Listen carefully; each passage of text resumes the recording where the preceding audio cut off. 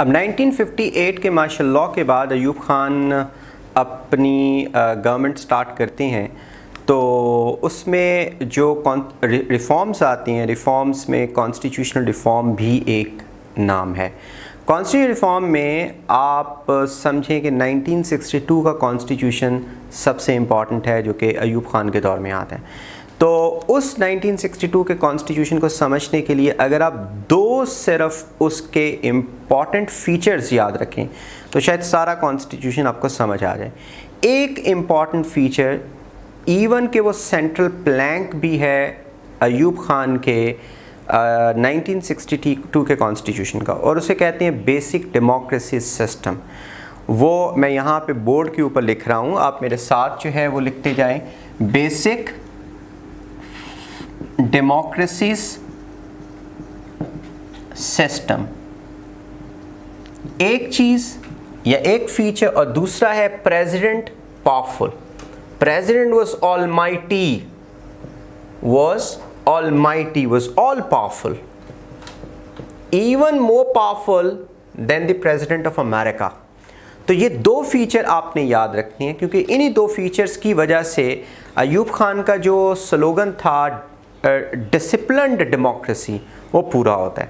अयूब खान के बकौल Pakistan was not prepared for democracy yet, and the people of Pakistan were mostly uneducated, unaware ones.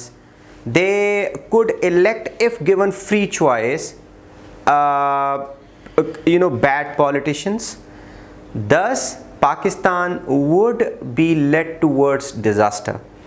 That is why it needed first discipline with democracy, या democracy with discipline. इसका simple मतलब ये है कि डंडे के साथ डेमोक्रेसी को चलाया जाएगा, और डंडा किसके हाथ में होगा? वो प्रेसिडेंट के हाथ में होगा। तो प्रेसिडेंट अगर सारा पावरफुल है, उसके पास सारी पावर्स मौजूद हैं, हाईली सेंट्रलाइज्ड गवर्नमेंट है, तो फिर अच्छे तरीके से डेमोक्रेसी को चला रखेगा। और बेसिक डेमोक्रेसी सिस्टम भी इसी तरफ इशारा करता है। अब बेसिक डेमोक्रेसी सिस्टम क्या है? इसका मतलब ये है कि लोकल बॉडीज़ इलेक्शंस के ज़रिए से जो लोकल गवर्नमेंट का सिस्टम है उसे स्ट्रॉन्ग किया जाए। हमेशा ये डिक्टेटर्स की आदत रही है पाकिस्तान में, अगर हिस्ट्री को उठा के देख लें, कि वो लोकल बॉडीज़ या लोकल गवर्नमेंट के ज़रिए से अपनी गवर्नेंस चलाते रहे हैं, और बीच वाला जो टियर है, जो प्रोविंसेस हैं, उसको हमेशा से इग्नोर करते रहे हैं। तो बेसिक डेमोक्रेसी सिस्टम का मतलब ये है कि यूनियन काउंसिल लेवल से, यानी कि गली मोहल्ले की सतह तक आपकी पावर्स को डिवॉल्व किया जाए। कुछ गली मोहल्ले मिलाकर अगर एक यूनियन काउंसिल बनती है तो उसका एक बेसिक डेमोक्रेट होगा, और पूरे पाकिस्तान से डेमोक्रेट्स लिए जाएंगे। और चूंकि 1956 के कॉन्स्टिट्यूशन में आपने पढ़ा था कि 2 यूनिट्स हैं पाकिस्तान के, एक है वेस्ट पाकिस्तान और एक है ईस्ट पाकिस्तान, तो इसलिए दोनों की सीट्स भी बराबर हैं। इसकी सीट्स जितनी होंगी, सीट्स उसकी भी इतनी होंगी। तो टोटल मिला के ये जो बेसिक डेमोक्रेसी सिस्टम में जितने भी बेसिक डेमोक्रेट्स बनेंगे, उनका फिर एक असेंबली बनेगी जिसको कहेंगे इलेक्टोरल कॉलेज। वो जो इलेक्टोरल कॉलेज हैं वो फिर प्रेसिडेंट को इलेक्ट करेंगे। अब इसको इनडायरेक्ट इलेक्शंस का तरीका भी आप समझ सकते हैं। अमेरिका में भी इनडायरेक्ट इलेक्शंस हैं। सबसे पहले रिप्रेजेंटेटिव्स, यानी कि जो रिपब्लिकन्स और डेमोक्रेट्स के रिप्रेजेंटेटिव्स हैं, उनको जो है वो इलेक्ट करती है पब्लिक, फिर उसके बाद वो इलेक्ट करती हैं प्रेसिडेंट को। तो इस तरीके से इनडायरेक्ट इलेक्शन सिस्टम है। ऐसा ही कुछ सिस्टम पाकिस्तान में उस वक्त आया। बेसिक डेमोक्रेट्स पहले बनाए जाएंगे। अब अयूब खान के ज़हन में क्या था?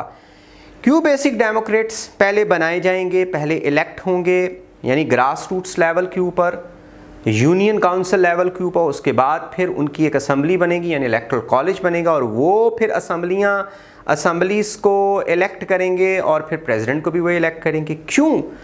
इस वजह से कि प्रेसिडेंट को पता था कि लोग, या प्रेसिडेंट की ये ख्याल था कि लोग इग्नोरेंट हैं, they were not well aware, they could not directly elect the president with sane mind. तो उनको इख्तियार नहीं होना चाहिए। वो अपना एक सियाना खड़ा करें, गली मोहल्ले के लेवल का, वो अपना एक सियाना बड़ा खड़ा करें, उसको कहेंगे बेसिक डेमोक्रेट। वो बेसिक डेमोक्रेट और फिर पूरे पाकिस्तान के बेसिक डेमोक्रेट्स ये कोई ऑलमोस्ट 1959 में जब बेसिक डेमोक्रेसी सिस्टम पहली दफ़ा आया था, तो उस वक़्त इलेक्शंस हुए थे, तो तकरीबन कोई 85,000 के करीब कोई बेसिक डेमोक्रेट्स बने थे, और उसके बाद ये बढ़ के कोई लाख से ऊपर बेसिक डेमोक्रेट्स चले गए थे 1965 में। तो इसका मतलब है कि आधे बेसिक डेमोक्रेट्स इधर होंगे, आधे उधर होंगे, और उनसे फिर वोट लिया जाएगा प्रेसिडेंट के लिए। तो ये इनडायरेक्ट इलेक्शंस की तरफ भी एक इन दिया जाता है, किससे? Basic democracy system. इसको बीडी सिस्टम भी बोलते हैं। इसको क्या बोलते हैं? इसको बीडी सिस्टम भी बोलते हैं, बीडी सिस्टम। 4 टियर सिस्टम है। सबसे पहले बेसिक डेमोक्रेट्स एक असेंबली चुनेंगे, फिर उसके बाद वो प्रोविंशियल और नेशनल लेवल की असेंबलीज चुनेंगे, फिर उसके बाद वो प्रेसिडेंट भी चुनेंगे। 4 टियर सिस्टम है ये। तो हम सिंपली इसको समझने के लिए ये कह सकते हैं कि बेसिक डेमोक्रेट्स को पहले लोग वोट करेंगे और उनको इलेक्ट करेंगे, और उनकी सबकी इलेक्टोरल कॉलेज बनेगा, और फिर वो आगे प्रेसिडेंट को इलेक्ट करेंगे और असेंबलियाँ भी वही इलेक्ट करेंगे। तो ये हो गया इनडायरेक्ट इलेक्शंस। इनडायरेक्ट इलेक्शंस, इससे इनडायरेक्ट इलेक्शंस आता है। फिर अब आप इससे अंदाज़ा लगा सकते हैं, चीज़ तो बहुत अच्छी है। बहुत सारी यूरोपियन कंट्रीज़ में ऐसा सिस्टम चल रहा है कि जो नीचे सबसे पहले जो ग्रास रूट्स लेवल पर डिवॉल्व की जाती हैं पावर्स को, लेकिन इससे पीछे इंटेंशंस क्या थी? What were the reasons for this basic democracy system? Number 1, Ayub Khan wanted discipline in democracy. Number 2, Ayub Khan did not trust the people to vote rightly to elect president. Number 3, he knew for the sake of political stability, he must know who were the representatives in the electoral college. इससे क्या होगा? He also gave the message to the European countries and the Western people that he wasn't a dictator, he was a democracy lover. He devolved democracy at the grassroots level. I mean, that kind of a perception was given to the world, and the world also accepted this notion. Then, he was successful in maintaining the grip over these basic democrats, because most of these basic democrats, they came from the feudal background. They were smaller land lots, controlled by the higher landlords. So they were under the control of President Ayub. So President Ayub knew that controlling a few thousand basic democrats was easier to get elected than controlling the whole lot of the population in Pakistan. तो ये भी एक important चीज़ है, ये reason है इसके लिए। फिर उसके बाद ये इस तरह से पॉलिटिकल आर्मी बन गई अयूब खान की। तो पॉलिटिकल आर्मी होने के नाते से Ayub Khan had the intention to cling to power for ever till doomsday. तो ये रीज़न सी बेसिक डेमोक्रेसी सिस्टम को यहाँ पर इम्पोज करने की। तो ये इम्पॉर्टेंट चीज़ है बेसिक डेमोक्रेसी सिस्टम। अब आगे दूसरे नंबर पर प्रेसिडेंट वाज पावरफुल। और कौन कौन सी पावर थी प्रेसिडेंट के पास? प्रेसिडेंट के पास पावर थी इमरजेंसी पावर्स। किसी भी जब भी he thought it was a threat to the security of the country, he could impose emergency and suspend all constitution, resting all the powers in his own hands. So emergency powers.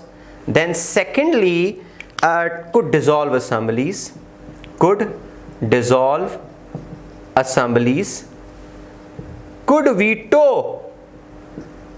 veto bill passed by parliament or passed by assembly, क्योंकि एक तो assembly थी उस वक्त।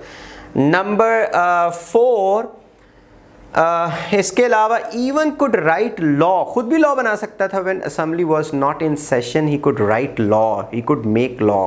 तो could write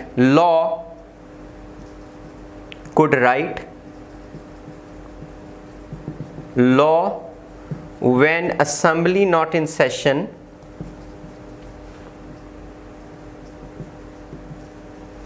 this thing made President of Pakistan more powerful than President of America. I mean, President of America didn't have anything to do with lawmaking, but here President had the veto power in law making process. तो बाकी बहुत सारी चीज़ें वही हैं जो आपने पहले पढ़ी हैं 1962 के कॉन्स्टिट्यूशन में। और पहले तो मैं इसके बारे में बता दूं कि प्रेसिडेंट के पास ज़्यादा पावर होने से टाइटली सेंट्रलाइज्ड गवर्नमेंट बन गई। सेंट्रलाइज्ड गवर्नमेंट, जिसको यूनिटरी फॉर्म ऑफ गवर्नमेंट भी बोलती हैं।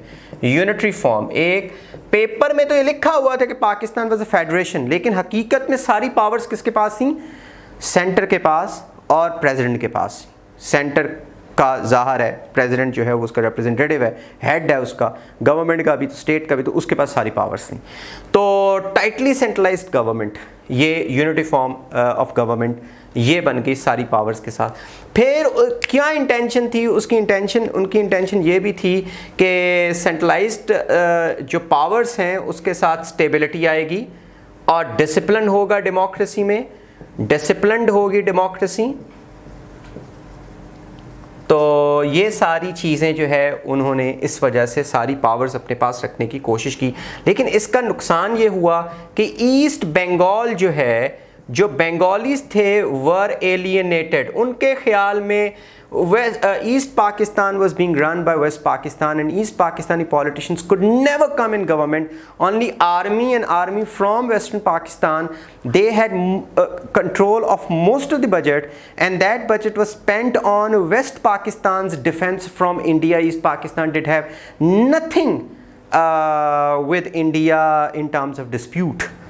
तो उनके ख्याल में कि सारा बजट वहाँ पे जा रहा है, सारी डेवलपमेंट वहाँ पे हो रही है, टाइटली सेंट्रलाइज्ड गवर्नमेंट है, और वो किसके कंट्रोल में है? वेस्ट पाकिस्तान के। वेस्ट पाकिस्तान को कौन चला रहा है?